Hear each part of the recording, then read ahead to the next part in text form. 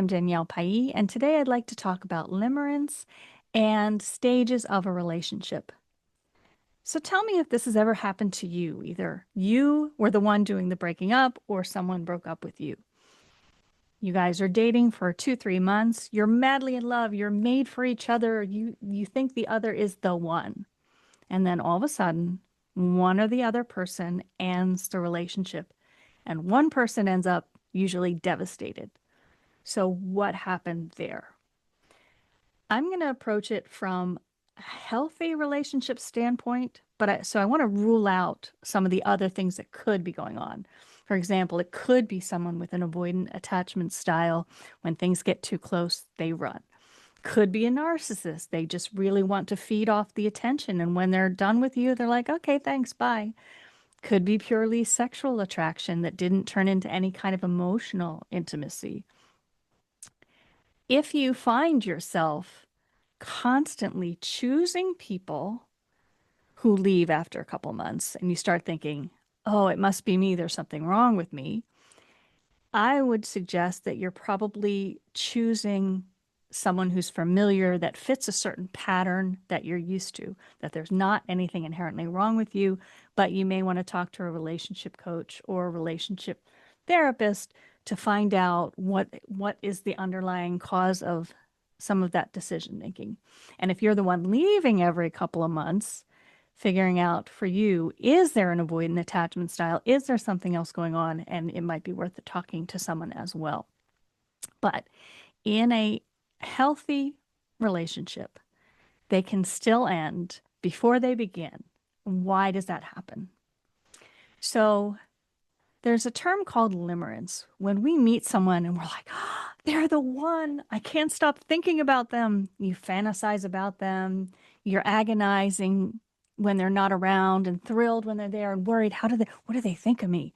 And you guys just think, wow, we think alike. We're so much alike. How did we not find each other sooner? And it can be a beautiful place to be in. It's exciting, but it only lasts a short period of time. Limerence could last as little as 2 months to up to a year. Some people say up to 2 years, but usually up to a year is about on average. And it is our built-in system. We're hardwired to be together. It's a survival mechanism so that to cause that attraction so that we, continue the human race. When that starts to fade, so limerence happens in stage one of a relationship where you're just getting to know somebody, you're highly attracted to them, everything feels like the honeymoon phase. But then when you start to get more involved in this relationship, perhaps limerence starts to fade, the cracks start to appear, and all of a sudden, this wonderful person who could do no wrong, you might notice, ooh, I don't like the way they chew their food. That's annoying. Or how come when they come over to my place, they're always putting their shoes on the table without taking, their shoes off before and why are they even putting their feet on the table? Like so little annoyances appear. And for some people, they assume if I don't feel that same intensity, then the love is gone. And no, it's not gone. You're moving into a reality phase. And in this phase, a large percentage of relationships end because that's the phase where if someone's being a little immature about relationships, they're thinking, well, this person's either right for me or they're not. Neither of us should have to change. We should be exactly who we are, and everybody should be happy. And if we're not, it's the wrong relationship.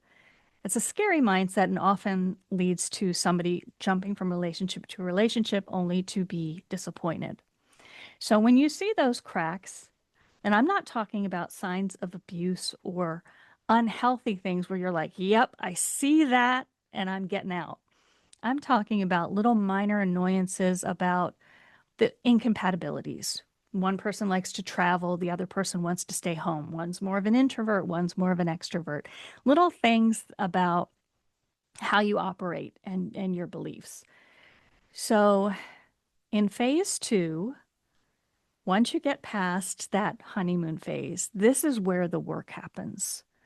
where you start to compromise, where you start to build trust in the other person, sharing a little more vulnerability about yourself and knowing that they can hold the space for that. This is where you start to learn how to fight right and work through conflicts. And it can be difficult, but it's also enormously rewarding because outside of just that physical attraction, now you're developing this emotional bond, feeling emotionally safe, feeling like I can count on you and you can count on me. And I will share, according to John Gottman from the Gottman Institute, about 69% of our problems are unsolvable, which means we're always going to have something that we disagree with our partner. And it's a question of dialoguing and coming up with compromises and not assuming that the relationship doesn't work. And I don't remember the psychologist who said this, but essentially they said when you get in a relationship, you're basically choosing the set of problems you want to deal with. So there's no such thing on the dating sites when they say no baggage. We've all got something. It's just what are you willing to compromise and to undertake to be in this relationship? So I'm making stage 2 sound awful, and it's not. It's actually a deepening commitment. And it can be tremendous in personal growth and growing together as a couple. You learn so much about each other and yourself. And then stage 3 is, to me, the icing on the cake. It's trust, it's commitment. It's, again, knowing that person's going to be there for you, you're going to be there for them. You fall into a nicer rhythm. Sure, you have things that you disagree about, but it's much easier. It flows easier. You feel more in sync with one another. And long-term studies show that decades after people are married, sometimes 30 years later, people are falling in love all over again. And they almost feel like they're in limerence because that renewed energy. So know that all relationships are going to take a little bit of work. I kind of hate the word work. Maybe I should change that to effort. They're all going to take effort.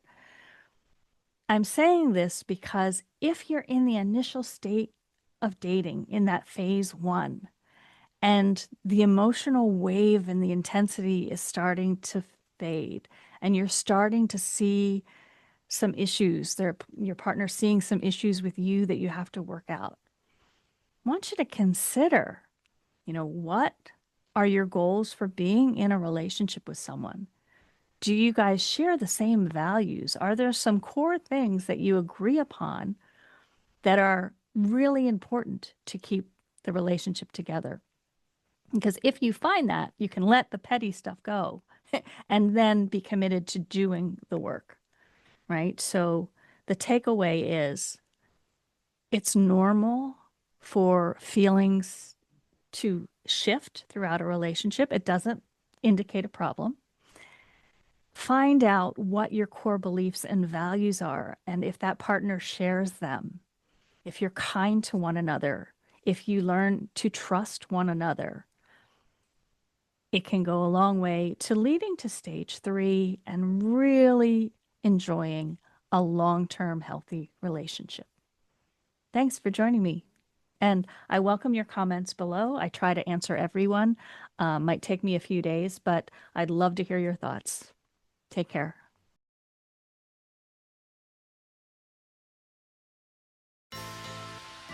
Meet magazine journalist Sibley Blue. Her marriage has crashed and burned, and her boss wants to turn the ashes into a press release. He sets her up on 4 dates, all to be documented by her colleague, haughty photographer Asher Starling. Asher Starling has been a part of Sibley's life for more than a decade. Now it's as if she's seeing him for the first time. Heartbreak on a Deadline, available now.